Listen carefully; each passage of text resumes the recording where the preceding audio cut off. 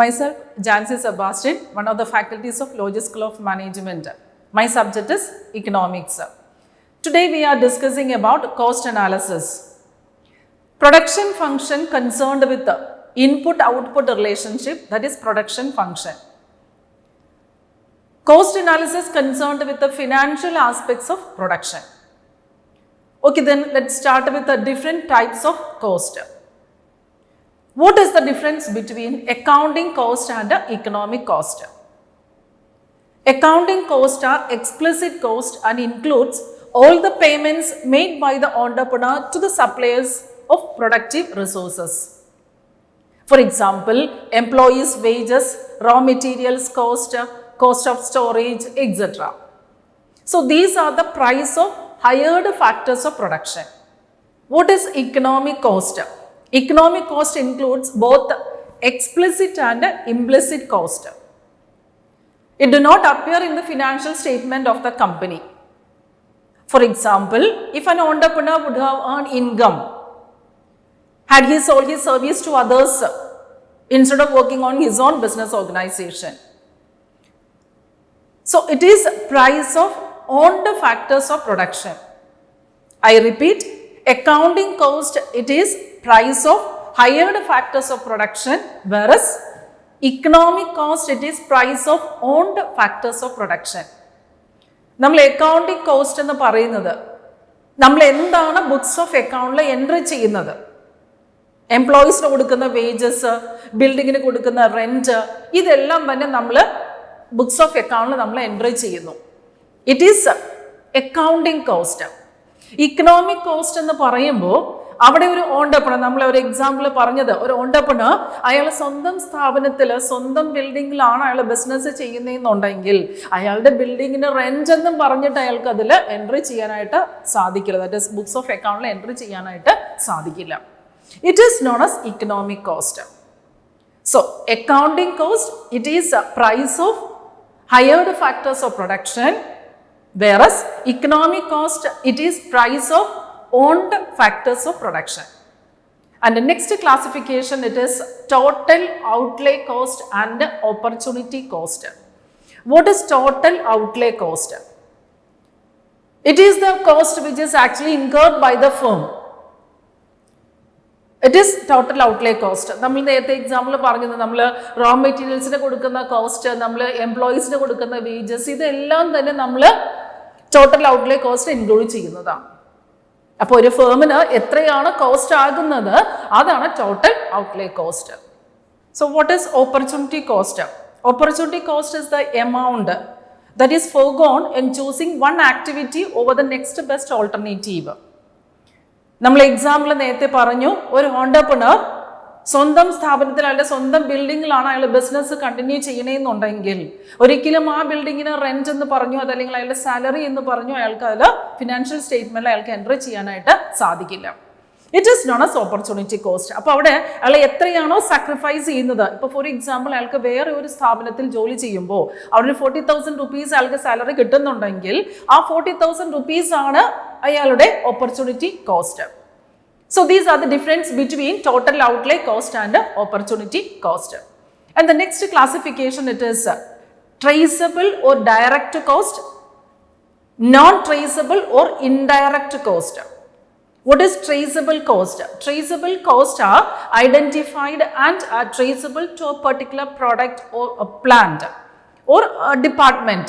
Non-traceable, it is very difficult to identify. ഞാനൊരു example പറയാം. Traceable എന്ന് പറഞ്ഞു കഴിഞ്ഞാൽ നമ്മൾക്ക് ആ ഒരു കോസ്റ്റ് നമ്മൾക്ക് മെഷർ ചെയ്യാൻ സാധിക്കും. ഇപ്പോൾ നമ്മളൊരു കോളേജ് എടുക്കുകയാണ്. ആ കോളേജിൽ ഓരോ റൂമിലായിട്ട് ഓരോ ഫാക്കൽറ്റീസ് അവിടെ ക്ലാസ് എടുക്കുന്നു. ആ ഓരോ ഫാക്കൽറ്റീസിനും എത്രയാണ് സാലറി കൊടുക്കണേ എന്നുള്ളത് നമുക്ക് പെട്ടെന്ന് തന്നെ മെഷർ ചെയ്യാൻ സാധിക്കും. It is traceable one. It is direct cost. പക്ഷെ ഓരോ ക്ലാസ് റൂമിലും നമ്മൾക്ക് അവിടെ കറണ്ട് ചാർജ് ആകുന്നുണ്ട്. അവിടെ ഇപ്പോൾ ഫോർ എക്സാമ്പിൾ അവിടെ AC ഉണ്ട്, അവിടെ ഫാൻ ഉണ്ട് എന്നുണ്ടെങ്കിൽ ഓരോ ക്ലാസ് റൂമിലും എത്രയാണ് കറണ്ട് ചാർജ് എന്നുള്ളത് നമുക്ക് മെഷർ ചെയ്യാനായിട്ട് സാധിക്കില്ല. It is indirect cost or non traceable cost.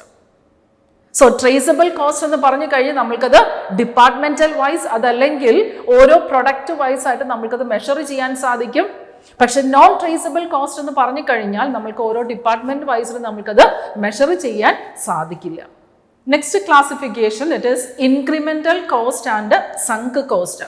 Incremental cost, this cost is related to the concept of marginal cost. Marginal cost, it is additional cost. So it is an additional cost incurred by a firm. നമ്മൾ എത്രയാണ് additional ആയിട്ട് produce ചെയ്യുന്നത്, output produce ചെയ്യുന്നത്, അതിൽ incurred ആകുന്ന cost ആണ് നമ്മൾ incremental cost എന്ന് പറയുക. And what is sunk cost?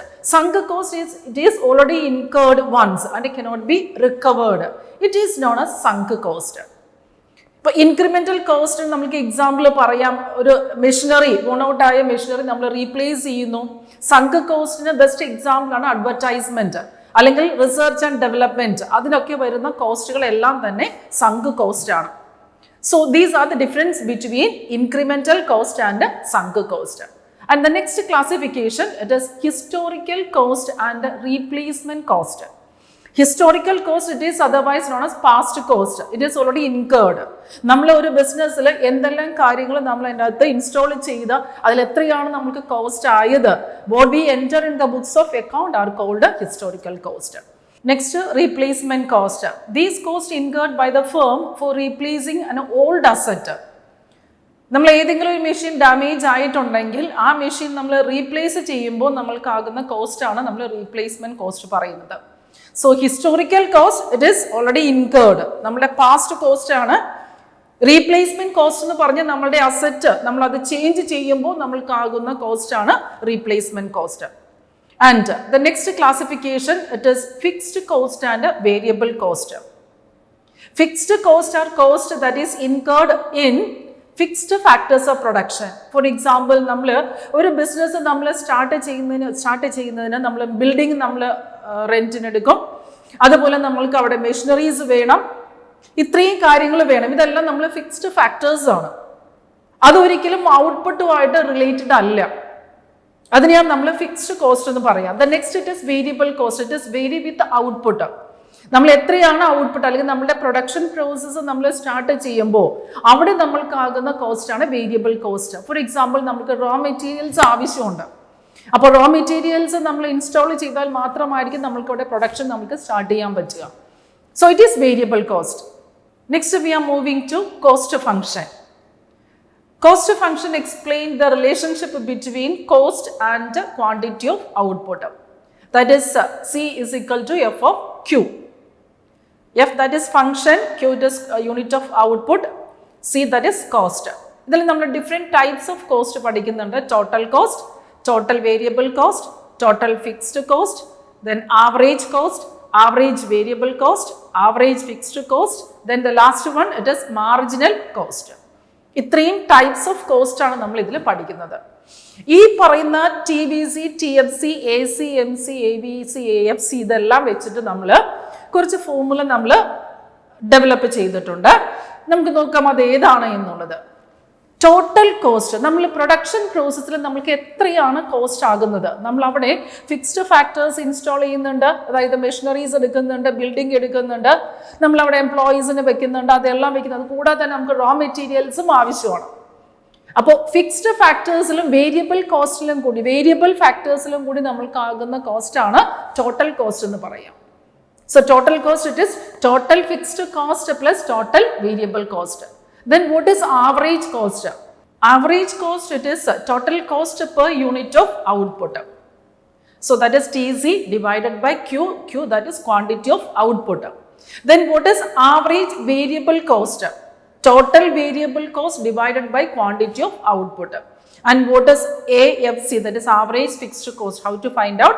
Average fixed cost, total fixed cost divided by quantity of output. And what is marginal cost? It is an additional cost, that is എത്രയാണ് നമ്മൾ unit of output additionally നമ്മൾ produce ചെയ്യുന്നത് അതിലാകുന്ന cost ആണ് നമ്മൾ marginal cost പറയുക. So that is delta TC divided by delta Q.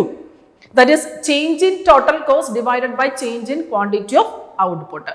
നമ്മൾ ഇത്രയും ഫോർമുലയുടെ സഹായത്തോടെ നമ്മൾ ഒരു ഷെഡ്യൂൾ നമ്മൾ ഡെവലപ്പ് ചെയ്തിട്ടുണ്ട്. ആ ഷെഡ്യൂൾ നോക്കിയിട്ട് നമ്മൾ explain the relationship between TFC, TVC, TC, AFC, AVC, AC and MC. ഇതെല്ലാം നമ്മൾ ഗ്രാജുവലി നമ്മൾ പഠിക്കും. So let start with the relationship between TC, TFC, TVC.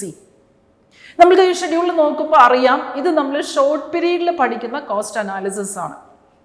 പല കുട്ടികളും ഡൗട്ട് ചോദിക്കുന്നത് ഇത് തന്നെയാണ്. നമ്മൾ ഈ ഷോർട്ട് പീരീഡിൽ പ്രൊഡക്ഷൻ ഫംഗ്ഷനിൽ നമ്മൾ പഠിച്ച ഒരു തിയറിയാണ് ലോ ഓഫ് വേരിയബിൾ പ്രൊപ്പോർഷൻ. അതിന്റെ പ്രത്യേകത നമ്മൾ പറഞ്ഞിട്ടുണ്ട്. അവിടെ നമുക്ക് ഫിക്സ്ഡ് ഫാക്ടേഴ്സ് ഉണ്ടാകും, വേരിയബിൾ ഫാക്ടേഴ്സും ഉണ്ടാകും. അതുപോലെ തന്നെ ആ ഫിക്സ്ഡ് ഫാക്ടേഴ്സ്, അതായത് നമ്മൾ കീപ് കോൺസ്റ്റന്റ് ആണ് ആ അത്രയും ഫാക്ടേഴ്സ്. അതുകൊണ്ട് തന്നെയാണ് നമ്മൾക്ക് ഇവിടെ 60 എന്ന് നമ്മൾ ഡിനോട്ട് ചെയ്തേക്കുന്നത്. ഇവിടെ TFC remains constant, that is 60, whatever may be the quantity of output. അതേ സമയത്ത് നമ്മൾ total variable cost it goes on increasing from 20 to 132. So as a result TC also increasing. നമുക്ക് നോക്കാം relationship between TC, TFC and TVC. ഈ ഡയഗ്രത്തിൽ നമുക്ക് കാണാൻ പറ്റും TFC remains constant, that is it is a horizontal curve that is parallel to x-axis, and TC, TVC have the same shape that is parallel to each other. TC il undagunna changes it is due to change in TVC only. appo TVC il enganeyano changes varunathu, initially it is increasing very slowly. After reaching a point it started to increase at an increasing rate. അപ്പോൾ ആ TC-യിലും TVC-യിലും ഒരേപോലെ, അതായത് initial സ്റ്റേജിൽ വളരെ slow increase ചെയ്തു, അതിനുശേഷം വളരെ fast ആയിട്ട് അത് ഇൻക്രീസ് ചെയ്യുന്നു. ഇവിടെ നമുക്ക് total fixed cost it is parallel to x axis. അപ്പോൾ എത്ര ക്വാണ്ടിറ്റി ഓഫ് ഔട്ട്പുട്ട് നമ്മൾ ഇൻക്രീസ് ചെയ്താലും, ക്വാണ്ടിറ്റി ഓഫ് ഔട്ട്പുട്ട് നമ്മൾ പ്രൊഡ്യൂസ് ചെയ്താലും നമുക്ക് ടോട്ടൽ ഫിക്സ്ഡ് കോസ്റ്റിൽ ചേഞ്ചസ് ഇല്ല. അതേ സമയത്ത് നമ്മൾ ഓരോ യൂണിറ്റ് ഔട്ട്പുട്ട് പ്രൊഡ്യൂസ് ചെയ്യുമ്പോൾ നമ്മൾ റോ മെറ്റീരിയൽസ് നമ്മൾ ഇൻസ്റ്റാൾ ചെയ്യുകയാണ്. അതുകൊണ്ട് തന്നെ variable cost goes on increasing. അപ്പോൾ ടോട്ടൽ കോസ്റ്റിൽ എന്താണ്, what is the reason behind the shape of total cost? It is because of this total variable cost. അപ്പോൾ ടോട്ടൽ വേരിയബിൾ കോസ്റ്റ് എങ്ങനെയാണോ പോകുന്നത് അതുപോലെ തന്നെ ടോട്ടൽ കോസ്റ്റും ഇൻക്രീസ് ചെയ്യുന്നു. അപ്പോൾ നമ്മൾക്ക് ഇവിടെ പറയാൻ പറ്റും TVC curve slopes upward starting from the origin, first gradually but later at a faster rate. Next നമ്മൾ പറയാൻ പോകുന്നത് relationship between average variable cost, average fixed cost, average cost and marginal cost. നമുക്ക് നോക്കാം അതിൻ്റെ ഡയഗ്രാം. ഈ ഡയഗ്രത്തിൽ 3 കർവ്സിന്, അതായത് average cost, average variable cost, marginal cost, these 3 cost curves have you shape. എന്താണ് അതിൻ്റെ റീസൺ? അത് എല്ലാ എക്സാമിനും ചോദിക്കുന്നതാണ്. എന്താണ് AC കർവിൻ്റെ യു ഷേപ്പിൻ്റെ റീസൺ? ഒറ്റ റീസൺ ആണ്, it is low of variable proportion. ഇവിടെ AFC കർവിന് മാത്രമാണ് യു ഷേപ്പ് ഇല്ലാത്തത്, only because of total fixed cost, because we are studying this cost analysis under short period. നമ്മൾ അതിൽ കോസ്റ്റ് ഈ പറയുന്ന ഫിക്സ്ഡ് കോസ്റ്റും വേരിയബിൾ കോസ്റ്റ് രണ്ടും ഉള്ളതാണ് നമ്മൾ ഷോർട്ട് റൺ അനാലിസിസിൽ നമ്മൾ പഠിക്കുന്നത്. അപ്പോൾ average fixed cost it is downward sloping and it never touch x axis. AC, AVC, MC ഈ 3 കർവ്സും ഇനീഷ്യലി അത് ഡിക്രീസ് ചെയ്യുന്നു, and after reaching a minimum point it started to increase. Production അനാലിസിസിൽ നമ്മൾ പറഞ്ഞു ആദ്യം പ്രൊഡക്ഷൻ ഇൻക്രീസ് ചെയ്യും, അതിനുശേഷം പ്രൊഡക്ഷൻ ഡിക്രീസ് ചെയ്യും. എപ്പോഴാണ് പ്രൊഡക്ഷൻ ഇൻക്രീസ് ചെയ്യുന്നത് അപ്പോൾ ആ സമയത്ത് നമ്മുടെ കോസ്റ്റ് ഡിക്രീസിങ് ആണ്. എപ്പോഴാണ് പ്രൊഡക്ഷൻ ഡിക്രീസ് ചെയ്യുന്നത് അപ്പോൾ ഇവിടെ ഈ പറയുന്ന കോസ്റ്റ് ഇൻക്രീസ് ചെയ്യുന്നു. AC, MC, AVC, AFC ഇതിൻ്റെ റിലേഷൻഷിപ്പ് നമ്മൾക്ക് ഡീറ്റെയിൽ ആയിട്ട് നമുക്ക് നോക്കാം. ഈ കർവിൽ തന്നെ നമുക്ക് നോക്കിയാൽ കാണാൻ പറ്റും മിനിമം പോയിന്റിൽ, ACയുടെ മിനിമം പോയിന്റിൽ MC കർവ് അവിടെ കട്ട് ചെയ്യുന്നു. So before intersection AC lies above MC and after intersection MC lies above AC. അപ്പോൾ ഇവിടെ ആ intersection point MC cuts AC at the minimum point of AC. and at the intersection point AC equal to MC. AFC ആണ് U shape ഇല്ലാത്ത ഒരേ ഒരു curve. അതിൻ്റെ reason നമ്മളിപ്പോൾ പറഞ്ഞു, ടോട്ടൽ ഫിക്സ്ഡ് കോസ്റ്റ് ആണ് അതിൻ്റെ റീസൺ. ഇവിടെ MC എന്ന് പറഞ്ഞു കഴിഞ്ഞാൽ addition made to the total cost. അപ്പം നമ്മൾ ഓരോ യൂണിറ്റ് ഓഫ് ഔട്ട്പുട്ട് പ്രൊഡ്യൂസ് ചെയ്യുമ്പോഴും എത്രയാണ് അവിടെ കോസ്റ്റ് ആകുന്നത്, അതാണ് നമ്മൾ മാർജിനൽ കോസ്റ്റ് എന്ന് പറയുക. So these are the relationship between ABC, AFC, AC and MC. Next we are moving to long run analysis. Long run is a period which is long enough to change all the factors of production. നമ്മൾ production ഫംഗ്ഷനിൽ നമ്മൾ long പീരീഡിൽ നമ്മൾ പഠിച്ചത് returns to scale, പിന്നെയും നമ്മൾ ഒരെണ്ണം കൂടി പഠിച്ചു economies and diseconomies of scale. ഈ സെയിം തന്നെയാണ് നമ്മൾ ഇവിടെ കോസ്റ്റ് അനാലിസിസിൽ നമ്മൾ എക്സ്പ്ലെയിൻ ചെയ്യാൻ പോകുന്നത്. LAC കർവിലൂടെ നമ്മൾ എക്സ്പ്ലെയിൻ ചെയ്യാൻ പോവുക. That is long run average cost curve. LAC curve it is otherwise known as planning curve or envelope curve. കാരണം ഒന്നിൽ കൂടുതൽ SAC കർവുകൾ ചേർന്നതാണ് ഒരു LAC എന്ന് പറയുന്നത്. SAC കർവ് ഒരു പെർട്ടിക്കുലർ പ്ലാൻ പീരീഡിൽ നമ്മൾക്ക് അപ്ലൈ ചെയ്യാൻ പറ്റുന്നതാണെങ്കിൽ ലോങ് റണ്ണിൽ നമ്മൾക്ക് ഒരു ഫേമിന് firm can shift from one plan size to another plan size. അതിനെയാണ് നമ്മൾ ലോങ് റൺ അനാലിസിസ് എന്ന് പറയുക. നമ്മൾക്ക് ഡയഗ്രാം നമുക്ക് നോക്കാം. ഡയഗ്രത്തിൽ LAC കർവിൽ നമ്മൾക്ക് ഇവിടെ 5 SAC കർവുകളാണ് കാണിച്ചേക്കുന്നത്. ഇതിൽ ആകെ ഒരു SAC കർവാണ് LAC കർവിൻ്റെ മിനിമം പോയിന്റിൽ ടച്ച് ചെയ്തേക്കുന്നത്, പോയിന്റ് Q3. ആ Q3 വരെ LAC curve it is downward sloping. After that it started to increase. അപ്പോൾ LAC curve it is wider than SAC curve. ഒരു SAC കർവ് നമ്മൾ പറഞ്ഞു ഒരു പെർട്ടിക്കുലർ പ്ലാൻ പീരീഡിൽ നമ്മൾ അപ്ലൈ ചെയ്യുന്നതാണ്. അപ്പോൾ ഫേമിന് ഒരു പ്ലാൻ സൈസിൽ നിന്ന് അടുത്ത പ്ലാൻ സൈസിലേക്ക് ഷിഫ്റ്റ് ചെയ്യാനുള്ള ടൈമാണ് long period. LAC curve can be explain with the help of returns to scale and economies of scale.